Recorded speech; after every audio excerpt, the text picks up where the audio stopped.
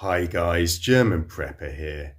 Cries of revolt are sounding across Europe as her people rise up to confront their governments. Fire and fury consume France, while from Belgium to the Netherlands to Germany, protests and strikes are erupting in the face of government tyranny and unbearable increases in the costs of living.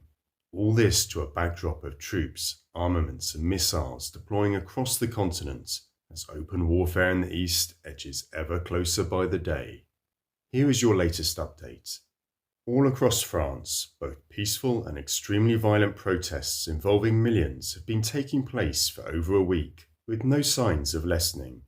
This has followed on from widespread strikes and protests ongoing since January. Many are protesting French President Emmanuel Macron forcing through an increase in the retirement age from 60 to 62 without a parliamentary vote.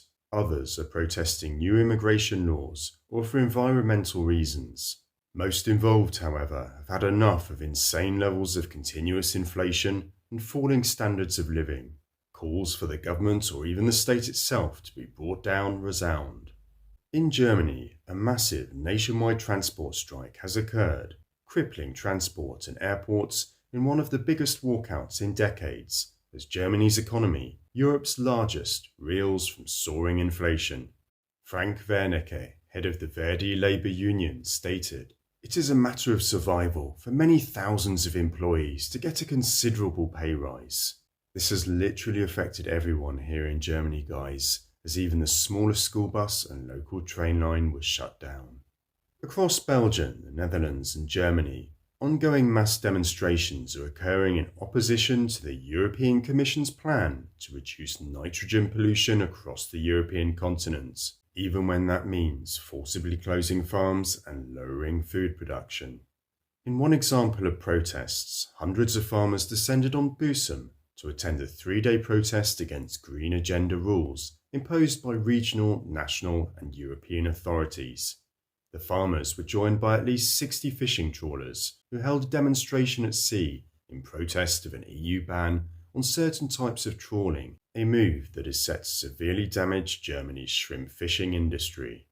Jan Harro Petersen, representing Germany's Free Farmers Association, has denounced attempts by the German and EU government to kill off the country's farming and fishing industry. "In nature there is no original state that could be restored. Nothing demonstrates this more impressively than our coastline on the North Sea over the past 500 years. They want to push us out of the area, but we won't give way."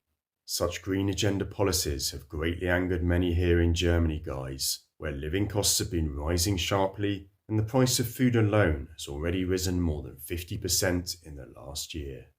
The Russian Federation is to station tactical nuclear weapons in Belarus, including the construction of a storage facility there by July the 1st.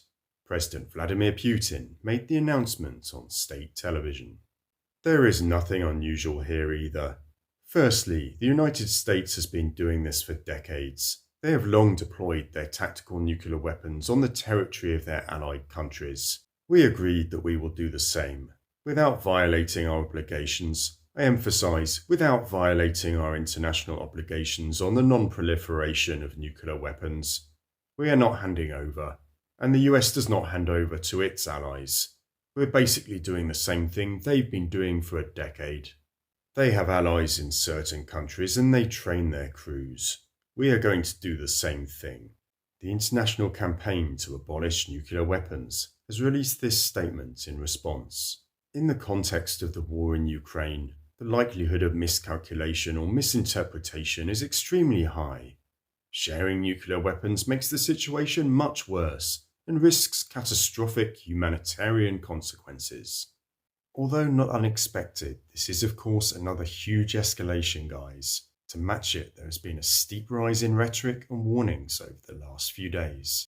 Anatoly Antonov, Russian ambassador to the United States, has made this controversial warning regarding the United Kingdom, revealing it is to send depleted uranium-tipped shells to Ukraine. "Deadly weapons are constantly delivered to Ukraine, killing civilians and destroying residential areas, schools, hospitals, kindergartens. And now comes depleted uranium munitions. It seems that the West, led by Washington, has decided to bring humanity to a dangerous border. beyond which lies nuclear Armageddon.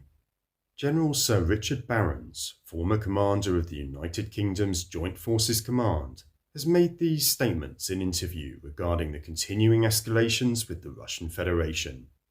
Russia is clearly angry and rearming so their capability will be restored.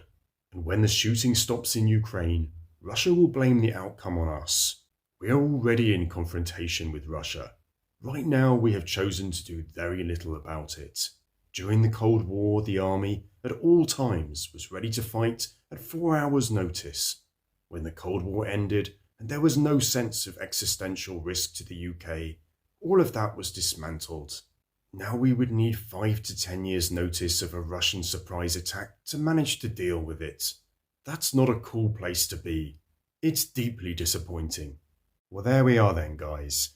Revolution in the air across Europe as the military escalation and dire warnings continue unabated. A question for you all now to end. Have you considered taking the time this year, before events overtake us, to visit family out of state or in another country? As always, looking forward to reading your answers. If you are watching this on YouTube, please support the channel by taking membership. It really makes a difference. For whatever platform you are on, if you are able, share this video. Keep prepping, guys.